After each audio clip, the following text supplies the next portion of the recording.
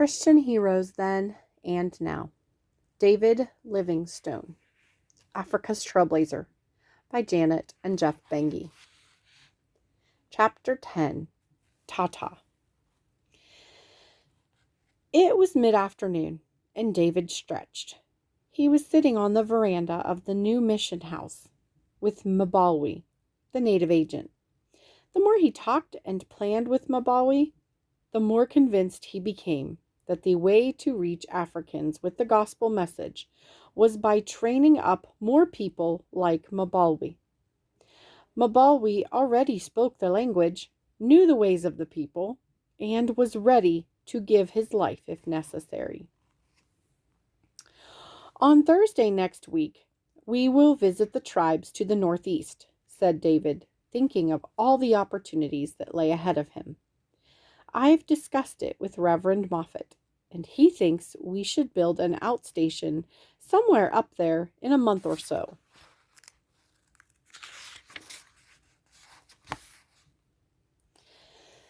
Mbalwi nodded. It is a good thing the Reverend is finally home, he said. David could not have agreed more. Finally, in December 1843, they had received word that Robert and Mary Moffat and their 3 grown daughters, Mary, Anne, and Bessie, had landed at Port Elizabeth.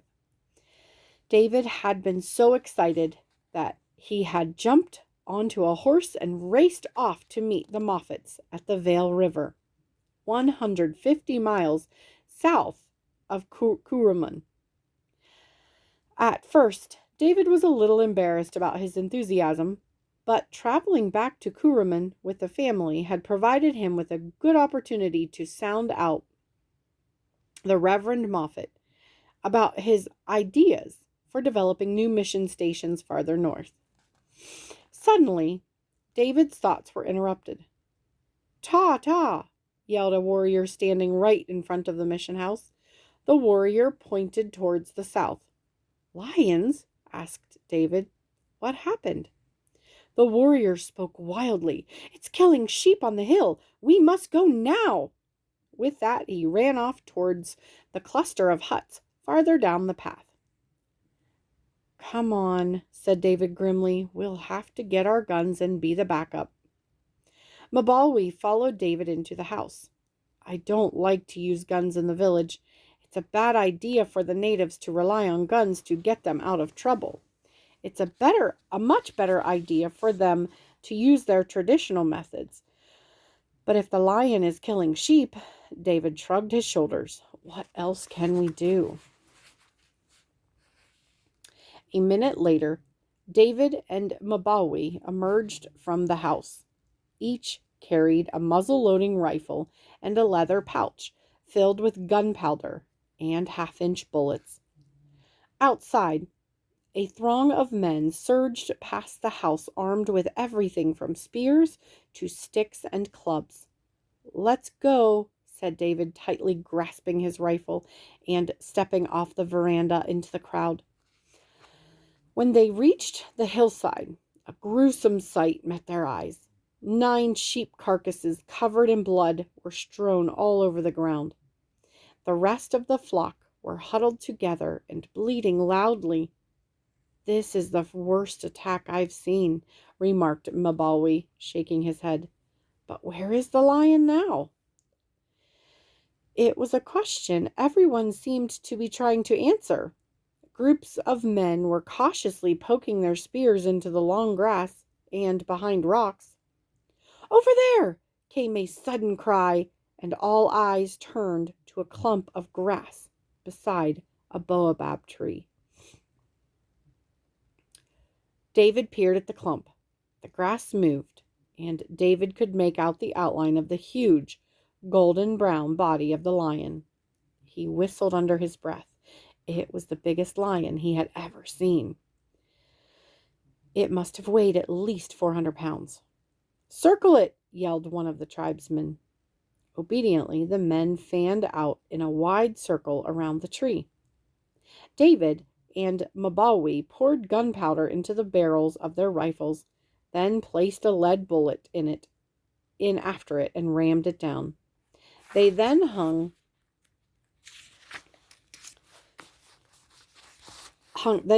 back with their guns at the ready in case they were needed, as the men of the village moved in on the lion.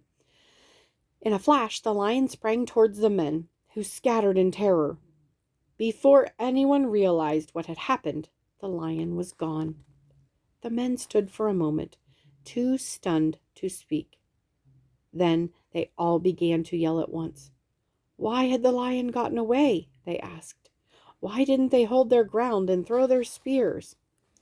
The men argued back and forth for several minutes, but they had no answers. David decided the men had simply lost their nerve at the wrong moment, and now the lion had escaped. It would be hidden back in the hills by now, and no one had the courage to go after it. 4 men were left to stand guard over the remaining sheep, while others picked up the dead carcasses and carried them back to the village. Whatever had gone wrong, at least there would be roast mutton for dinner tonight, David thought as he turned to walk back to the mission house. Come on, Mabawi, let's head back. We aren't needed here, he said. As the 2 men walked in silence along the path that led through some rocky outcrops, something moved in the undergrowth. The men stopped in their tracks. Suddenly, David saw the flick of a tail, a lion's tail. The lion hadn't run away into the hill after all. It was here, no more than 10 feet away. Without taking his eyes off the huge beast for 1 second, David reached over his shoulder for his rifle. He put the rifle stock to his shoulder, lined up the sights with the lion's eyes, and smoothly pulled the trigger. Boom! A flash of burning gunpowder erupted from the end of the barrel, and the lead bullet slammed into the lion's neck. The lion roared in agony, but instead of lying down, it crouched on its haunches and leapt forward. Pain raced through David's body as the lion's jaws clamped down hard on David's left arm. The lion lifted David into the air and shook him like a cat shaking a mouse. Then David felt the beast's hot breath on his face and its saliva seeping through his jacket. The lion's claws rested on David's head, and David guessed that the lion was about to rip his skull open. Through the searing pain in his body, he could feel his heart thumping wildly in his chest. In the background, he could hear shouting, but he couldn't make out what was being said. It was just he and the lion seemed to have the advantage. The lion shook David again, and this time David felt bones breaking and skin ripping. Boom! Another gunshot rang out, and the lion dropped David like a sack of corn. David lay on the ground, stunned for a second, and then he rolled over. God help us, he cried as he saw the lion bearing down on Mabawi. The gun flew out of the African's hands, and the lion closed its huge mouth across Mabawi's thigh. The men from the village, who had been staring at the sight, suddenly sprang into action. They hurled 5, 10, 15 spears at the lion. The lion made a final leap at yet another man, but the gunshots and the spears had taken their toll. As the lion fell dead, David slipped into unconsciousness. 15 minutes later, David regained consciousness. He was lying on the veranda of the mission house, with Roger Edwards bending over him. Are you all right? Roger asked anxiously. David tried to sit up, but a searing pain shot up his arm and through his body. Then he remembered the cracking of bone he'd heard while the lion was shaking him. You have to cut this jacket off me so I can see how my arm looks, he said. Then, remembering Mabawi, he grasped Roger's arm with his right hand. What about Mabawi? Is he alive? Yes, replied Roger. He has deep wounds from the teeth, but I don't think anything is broken. David slumped back down onto the veranda. At least no one had died trying to save him. "Bring me a knife," Roger said to his wife, who was hovering behind him. Roger's wife was back in an instant with a small hunting knife. Roger held the cuff of David's jacket away from David's skin and began to cut. "It looks bad," he said in a low voice. "Lots of blood. What should I do?" David tried to block out his pain and think of himself as he would any of his patients. "Is it still bleeding?" Roger looked carefully at David's upper arm. "No, it looks like it stopped," he replied, counting 11 puncture marks from the lion's teeth. "Then you'll need to feel along it. Start at the shoulder and work down, gently." He braced himself for the pain. "It's bumpy here," reported Roger. Gingerly, David moved his right hand to the spot Roger was holding. He ran his fingers along the bone. "It's broken for sure." "The humerus," he agreed. "You'll need to wash the blood off and then bandage it and splint it for me." "Do you think you can do that?" he asked, noting the pale look on Roger's face. "If you stay conscious and tell me what to do," Roger replied, obviously not relishing the task that lay ahead. When his arm was finally set, David was left to sleep. The pain was excruciating, but he knew he was blessed. If the lion had dug its claws into his head, he would have been a dead man. Of course, being a doctor, David knew that there was the risk that his wound could become infected, and that could kill him as well. That could kill him as easily as the lion's claws. For many days, David lay on his back as his arm began to heal. He was grateful that his wound did not become infected. While he recuperated, he wrote many letters home, including one to his father. Since he didn't want to alarm his father, he wrote, "You need not be sorry for me, for long before this reaches you, my arm will be quite as strong as ever it was. Gratitude is the only feeling we ought to have in remembering the event. Do not mention this to anyone. I do not like to be talked about." As he lay on his back, David thought about the Moffat family, in particular, their oldest daughter, Mary. He had spent a lot of time talking with her as he accompanied the family on the last leg of their journey back to Kuruman. He had seen something in Mary, something that made him reconsider his original plan to stay single the rest of his life. He had always thought it would be too much to ask of a Scottish woman to give up everything to move to Africa.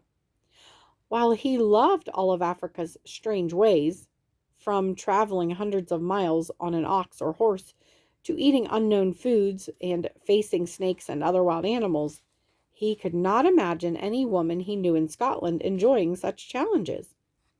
What he had never considered was finding a European woman born and bred in Africa and familiar with all the continent's peculiar ways.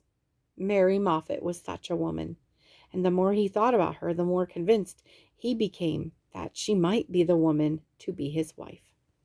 David was impetuous and didn't want to wait around to find out how Mary felt about him. So, 2 months after the lion attack, when he was able to get up and walk around, he took decisive action. "You're not saddling up that horse to ride it, are you?" asked Roger Edwards incredulously. "Your arm can't possibly have healed well enough for that." "I'm tired of laying around all day. It's time I was up and about," David replied. "Up and about, yes," said Roger, "but riding a horse? You're out of your mind." "Perhaps," agreed David, "but staring at 4 walls day after day is enough to make anyone crazy, don't you think? I'll be away for 10 days or so.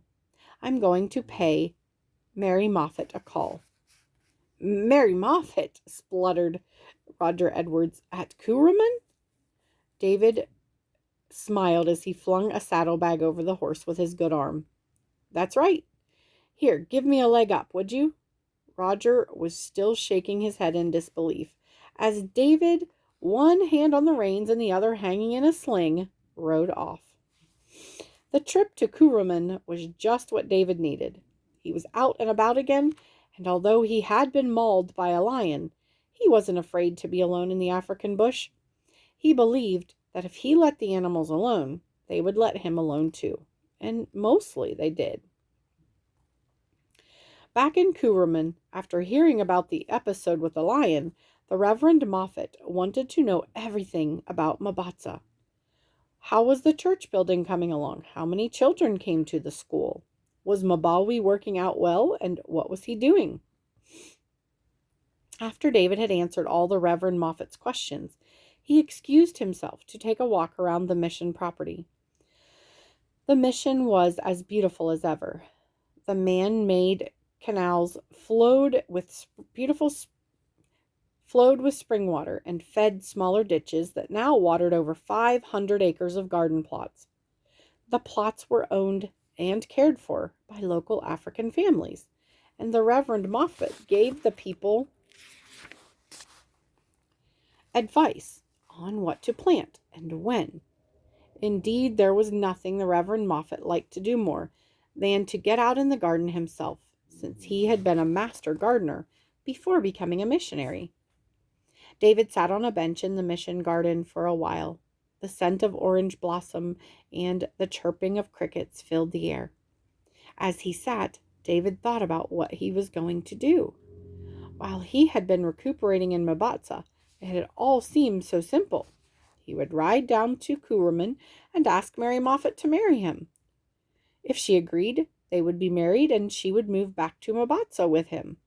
But now, as he looked around Kuruman, he wasn't so sure the plan was workable. He had forgotten just how settled everything at Kuruman was. The place ran like clockwork. There was not a weed in the garden or a blade of grass out of place. Mary lived with her parents in a large stone house, where 5 servants did all the cooking, cleaning, and laundry for the family. Would she really want to leave all this and move to Mabatsa, where she would have to do her own cleaning and help with the cooking? And there would also be laundry to wash and floors to scrub. Not only that, David knew that he could not live the kind of life Mary's father lived. The Reverend Moffat liked to stay around the mission, tending the garden, talking with the local Africans, and working on his translation of the Bible into the local dialect. David thought these were all good things for the Reverend Moffat, but not for him. He needed to travel, map the unexplored areas, talk with previously unknown chiefs, and preach the gospel message where it had never been heard before. The longer he sat in the garden, the more David wondered about the kind of life he had to offer a wife. Would Mary Moffat be willing to accept such a life? There was only one way to find out. Clumsily, he stumbled to his feet. By tonight, he promised himself, I'll know whether I'm going to have a wife or not.